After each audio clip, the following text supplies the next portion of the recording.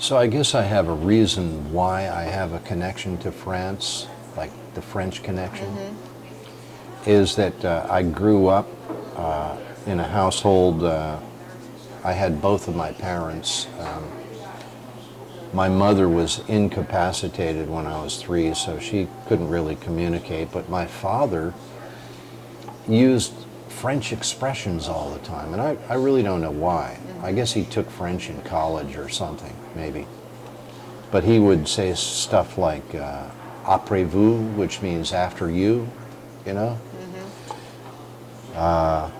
He would open the door and say après vous. He would say comprenez-vous, like do you understand? And he would expect me to say oui je comprends. So from a very young age, I didn't know it, but I was speaking with some French expressions. You know, our language, English, has more than 7,000 words that are French words. Yeah, most people don't know. Yeah, English is a hybrid language, and there are more foreign words in the English language that are French than any other foreign language.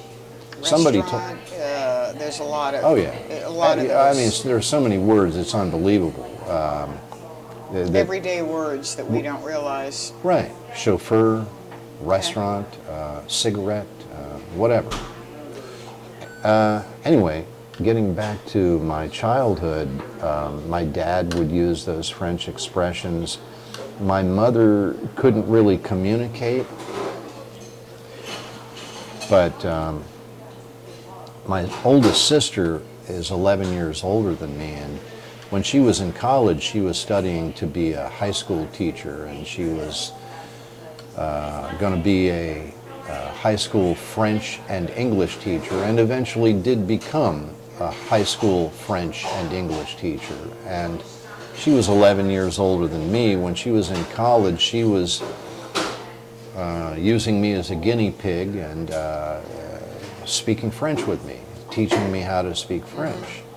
And I guess I was impressed by the French movies I was seeing at the time, like the Pink Panther, Inspector Clouseau, you know. He was a bumbling inspector, but they would use French expressions. And my dad took us to see Day of the Jackal.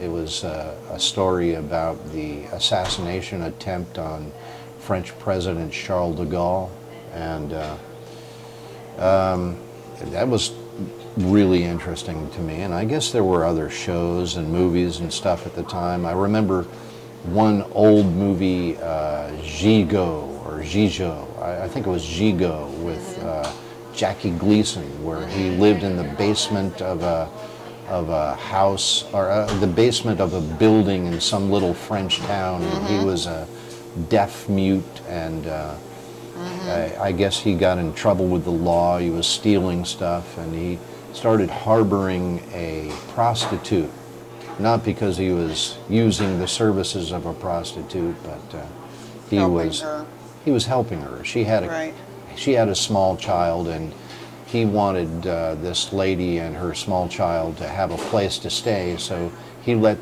them stay in his little basement apartment. Anyway, I just loved the architecture, the language. Even though they were speaking English, they were speaking with a French accent. You know, they treated Gigot like he was some moron or whatever, like he was whatever. I don't remember, but then I went in high school. I took Spanish, 2 levels of Spanish, and I didn't do very well. And then in my senior year of high school, I had to take an elective, so I took French. And I did extremely well in French. I mean, I was straight A's in French and English all the way through school. I thought if there's one course I ought to be able to do well is English, because it's the language we speak, right? Right. So I applied myself and did fairly well in English, but I did really well in French. And a college caught wind of that, and they sent me a letter and asked me if I might want to come and take their intensive French course. So I did. After I graduated high school, I did that intensive French course. So they thought, or not they thought, but they told me then, the different teachers in this intensive course, that my pronunciation was very good and that I was picking up the language. And then we went to France. It was a very small group of students in that intensive course. There were only like 6 of us. There were 2 different teachers and 6 kids. And we went to France, and we were speaking, the 6 of us were speaking French with the French people, and they absolutely loved it. And so I've always felt like I have this connection. Even on my mother's side of the family, I think there might be some kind of French lineage there. Right. I'm not really 100% sure, but my dad spoke French, so I don't know. I just have always felt like I have some alternate place where I fit in. You know what I mean? I fit in the United States, but I also fit in France. And I have a huge admiration for their culture. I mean, everything. Everything. I mean, you go there and everything you admire. Right. You know? Right. Didn't you feel that way? Yeah, yeah. I mean, lots of stuff. Little things that you don't think about. Exactly, the little things. The little things like la bise, which means it's their way of greeting each other, is that kiss, where they do an air kiss. They're not really kissing the other person. They're sort of fake kissing. They're air kissing on each cheek. That's real. They really do that. Not with strangers, but with, Friends and family that they are close to. This last trip we went on, it was very interesting to me because we were standing in line at one of the cathedrals. I think it was Saint-Chapelle. Yeah, it was. Mm-hmm. You had to pay to get into Saint-Chapelle. Yep. I don't know why. All the other cathedrals are free, but we paid to get into Saint-Chapelle. And there are, I don't know, French security. I don't know if they're army or if they're police, but you see them all over Paris in groups of 3, 4, 5, 6 of them carrying assault rifles, and they're holding it a particular way of holding that assault rifle, and they're very intimidating looking. Oh, well, of course they are, because they're walking around with assault rifles. And they've got their little French hat on and their uniform. And I remember standing in line at Saint-Chapelle, and I guess it was shift change for those security people. And the incoming 6 of them were beezing the other 6. These men with assault rifles were fake kissing each other on each cheek. Man, I wanted so much to get a picture of that. A video. Yeah, but the French are hyper aware of people taking pictures of them and shooting video. They're not so happy about that. They feel it's a little bit of invasion of their privacy. That's right. So we were respectful of that. We were respectful of that, exactly. So I did not whip out my camera and take pictures of the assault rifle security people beezing each other. But although I wanted to. But each time we've gone,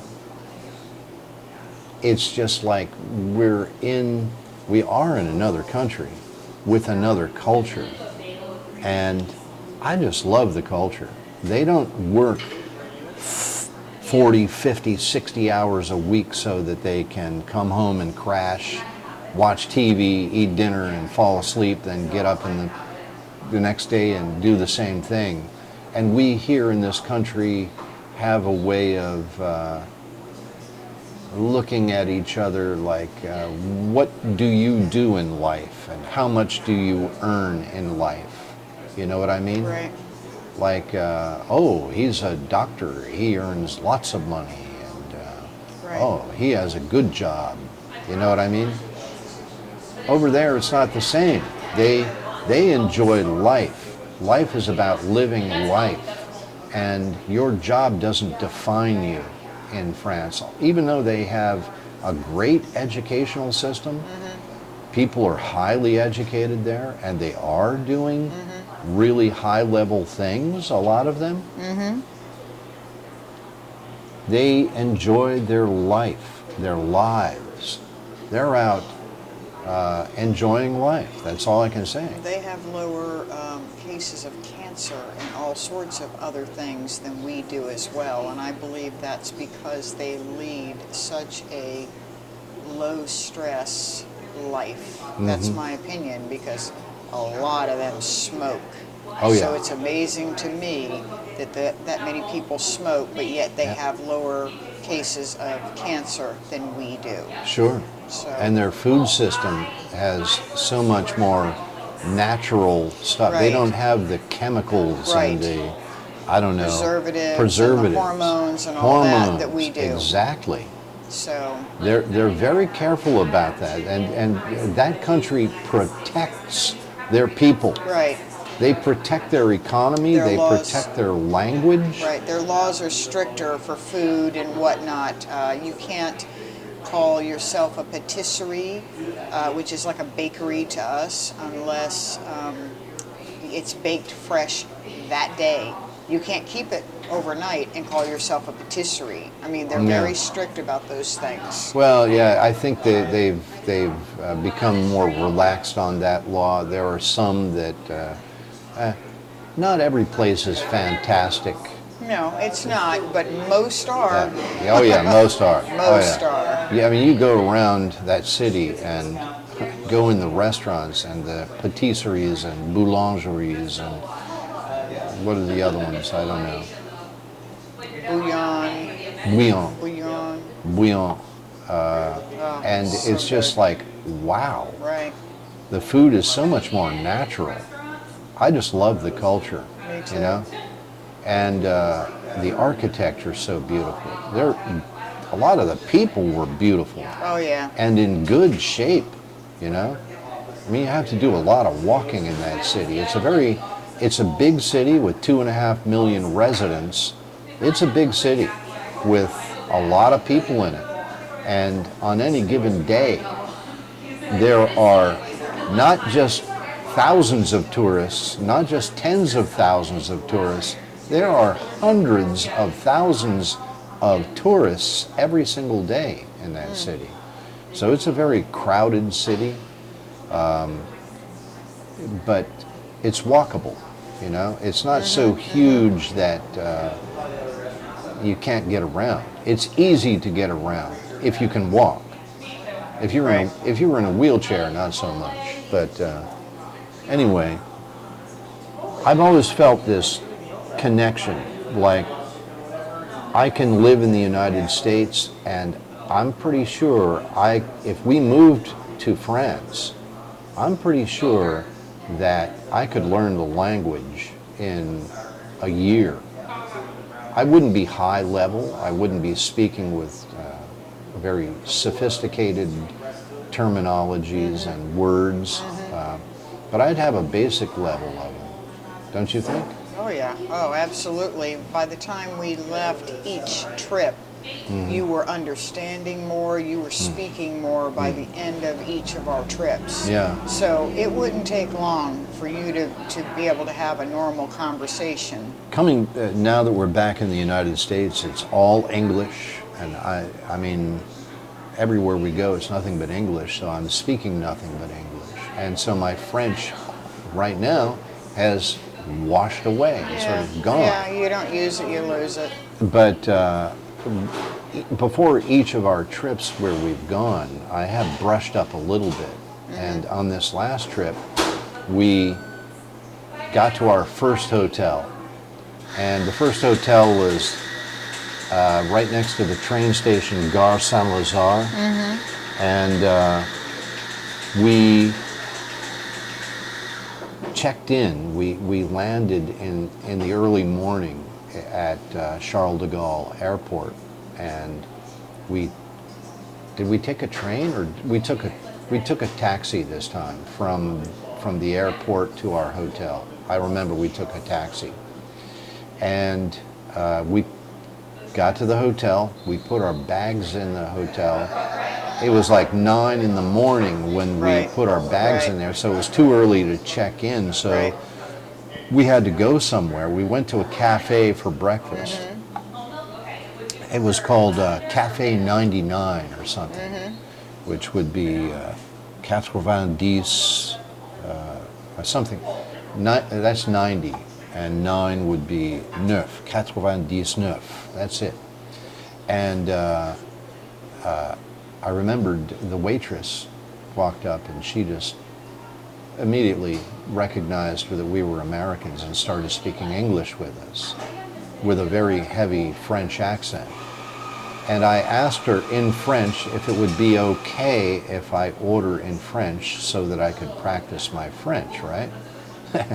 And she said, bien sûr, which means certainly, of course. And so I ordered le formule français, which is, it translates to formula, but what does formula mean? Like a combo. It's a combo. Yeah, like a combo. So I ordered the breakfast combo and le formule français avec chocolat chaud et croissant et pressé, l'orange pressé. And the way I was ordering, and then I ordered your food, and she went and got the food. She came back and she asked me in French where I learned to speak French. She asked me literally, did you learn to speak French in France? And I repeated back to her that no, I learned to speak French in school in North Carolina, and that I learned to speak 50 years ago, but that I still remember some. And she was like, whoa. She remarked to me something like, man, you're French. She said, you speak French like a Parisian speaks French. Do you remember her saying that? I do. And she wasn't the only one. I mean, yeah, you had 3 or 4 people tell you that in the time that we had been there. Yeah. And so when somebody tells you that, it went to my head. Trust me. Well, it was nice. It was a nice compliment, because you try to make sure your pronunciation is correct. So that was nice. Yeah.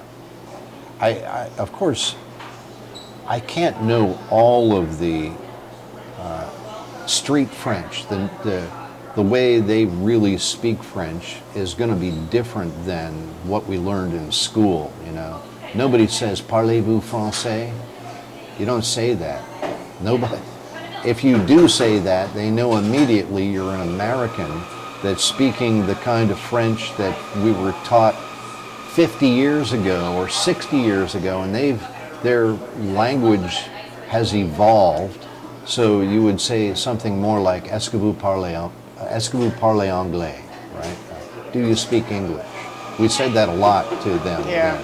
And anyway, they're very appreciative when you speak French to them. They light up, right? Yeah, they do. They're very, very nice to people. And that's the trick to being treated well in France. Treat them well. Just be respectful and pleasant with them, and they reciprocate. That's right. But they're protective of their language. If you walk up to them and start speaking English, it would be like someone here in the United States walking up to us speaking some foreign language. Right. How would you react? Be like, I don't know what you're saying. You're not even asking me.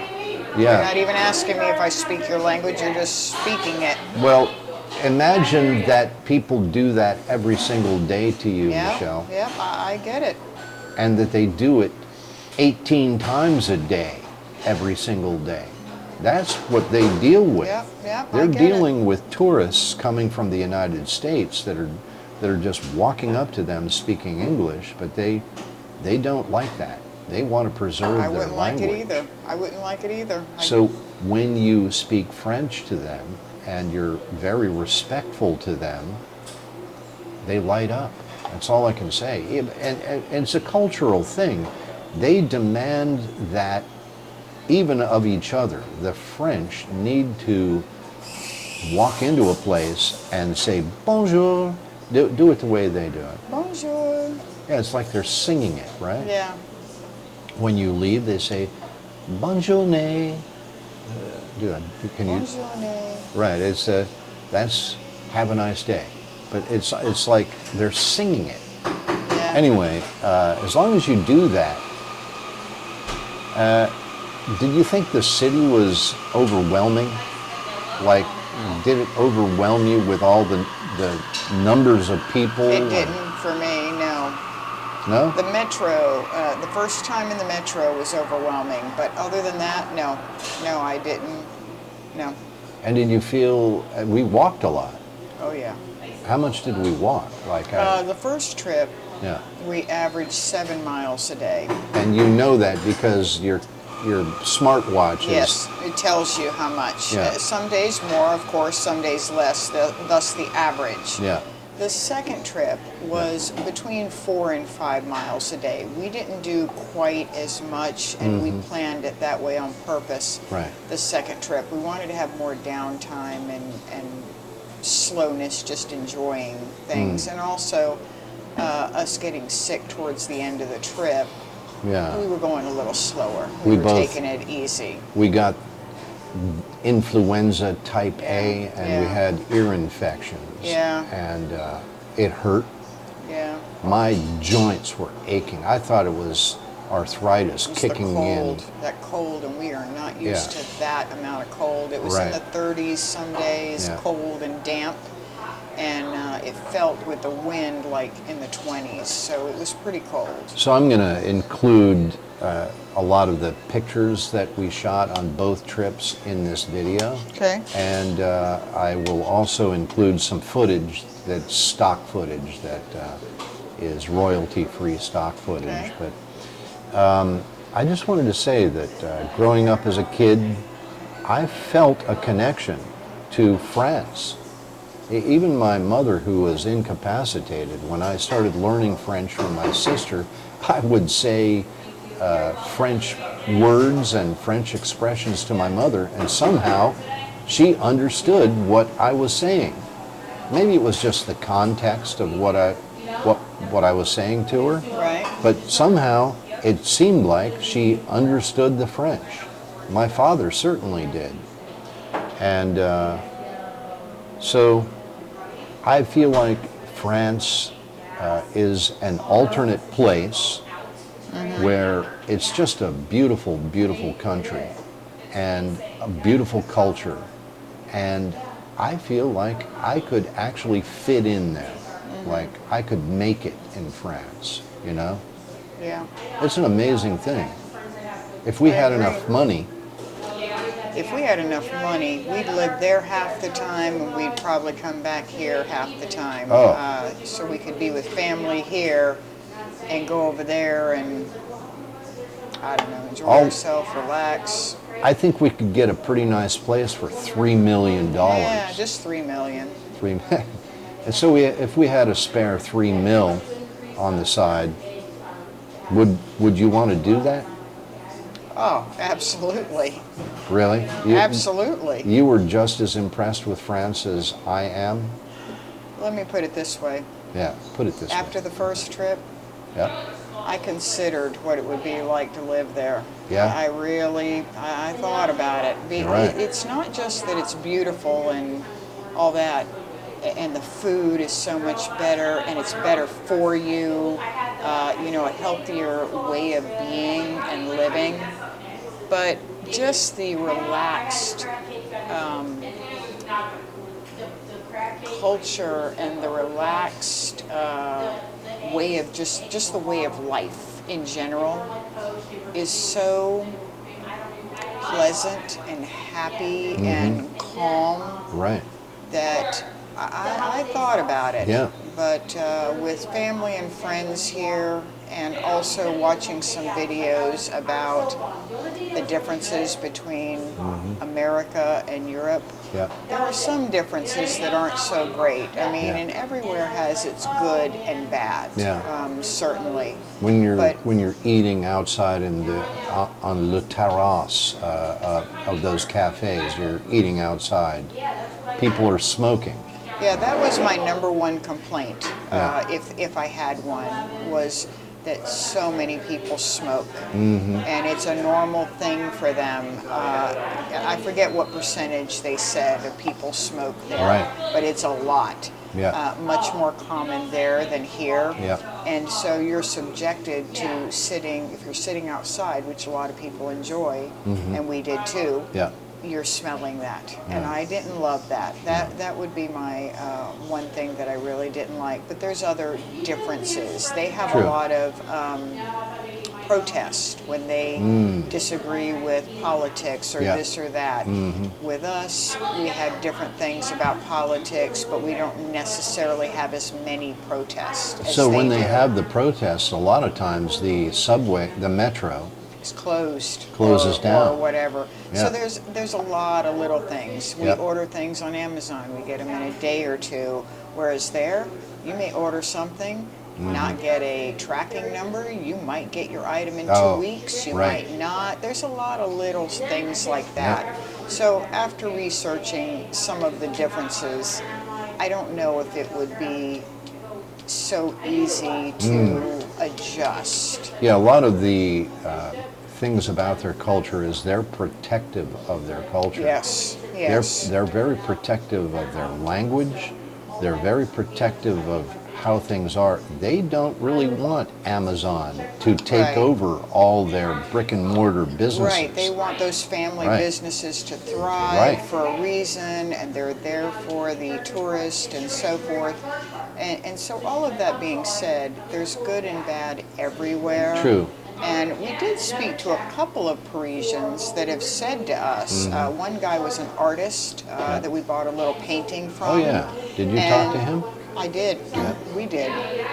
And another one was a cab driver, and both of those guys said that they had lived there all their lives. And they said, oh no, not so good to live here. Vacation here, yes, but live here, no. Yeah. And I don't really understand why they weren't so happy with it. They did talk about politics a little bit, or this or that.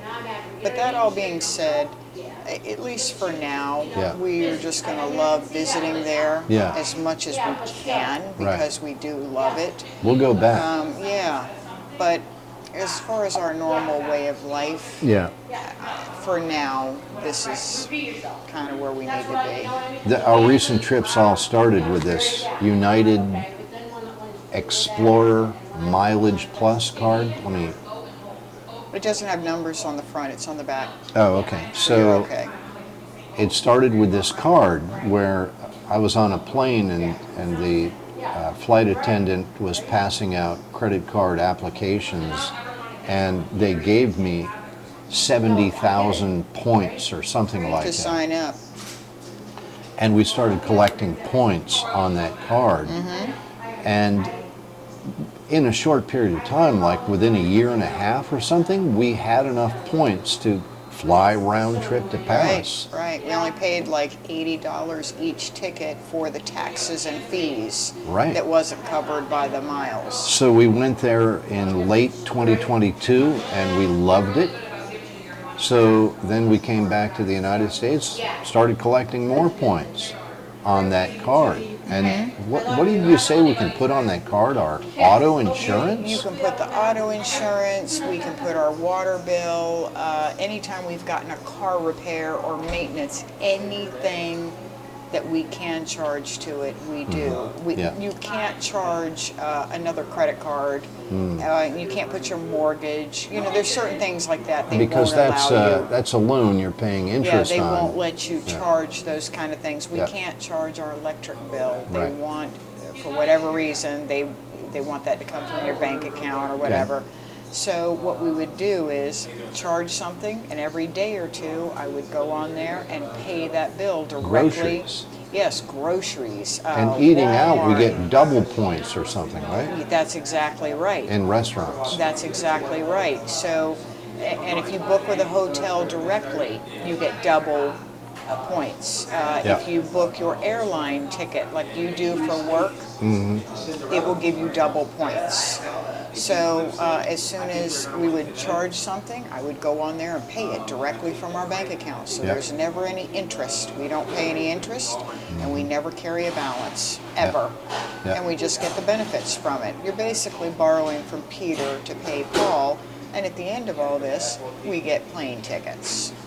Did you notice when we were there that eating out in restaurants and going in les pâtisseries and the subway and the cost of traveling on those high-speed trains when we would go out of Paris, we would go to Brussels and Amsterdam, and we went to Normandy, France, to Mont Saint-Michel. Did you notice that how inexpensive it was? It was definitely less expensive than South Florida.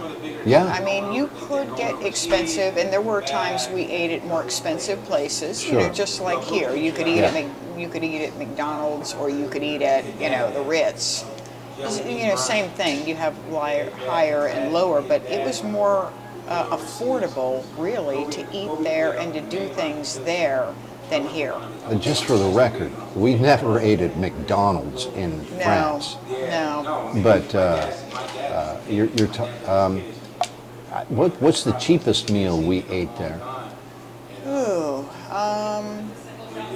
I want to say we went and got a sandwich one day, a sandwich to go, and you go eat it on a bench or whatever. Oh, that was when we had our anniversary lunch. We went and got sandwiches. Right. Yeah. We got a little bottle of champagne, and I think we got two desserts, two patisseries or something. And so with the sandwiches, you might pay €5 or €6.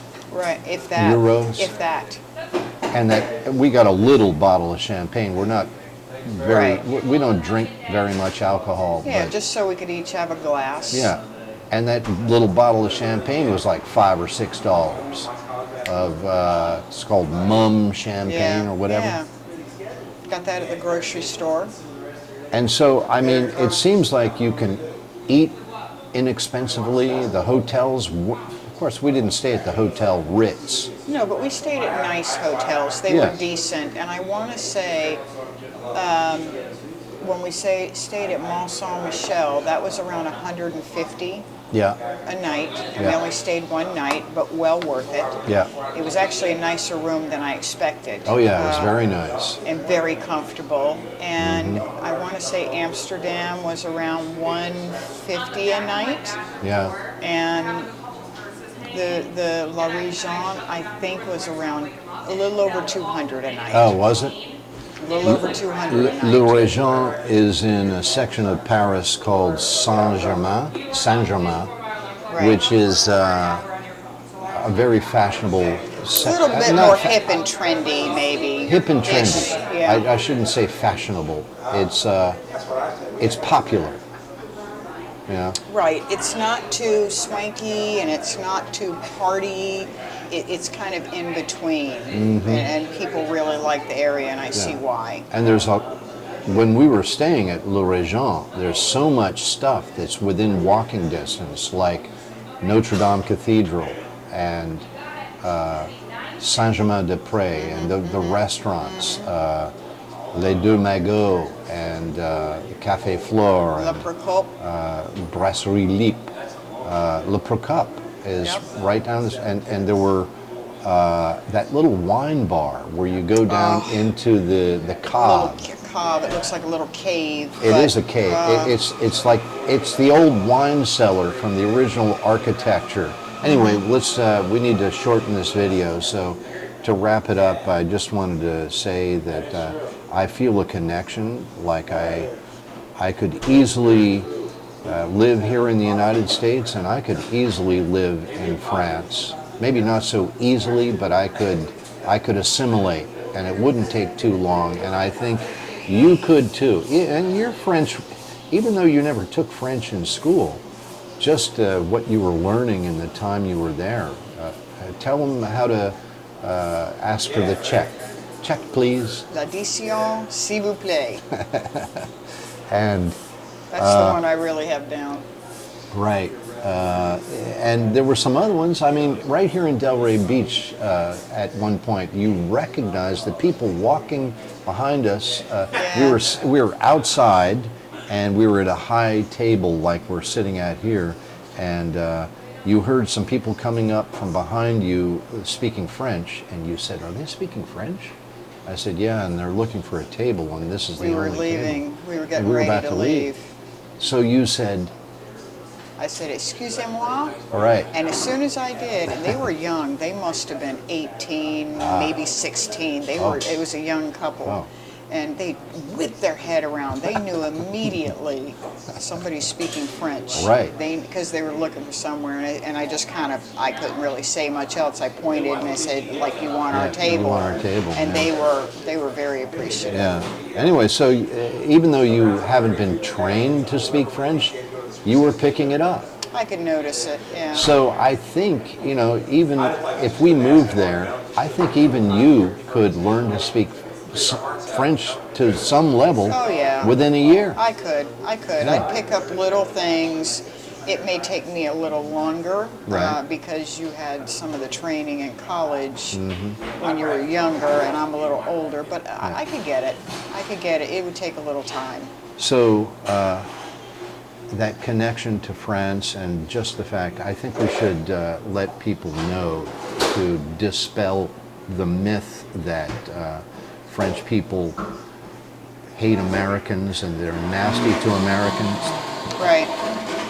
If an American is being mistreated or treated badly, it's because you're going into that place speaking English and not being respective to their culture. Right. Okay. You're being rude to them first, basically. Right. So if you're being rude to them, buddy, they'll let you have it. They'll be rude right back to you. Right. So just don't be a rude American. Right. Be pleasant to them, and they'll be pleasant to you. And be respectful and at least try to speak some words. Bonjour. Right, That's all you got to do. something, Bonjour. one or two words, Right. and they're very appreciative. They actually smile. You'll see their face light up that Yeah. you're trying. Yeah. So it changes the whole mood of the conversation. Yep. It shifts it as soon as you're doing that. Okay, let's call this the end of the video. So, Okay.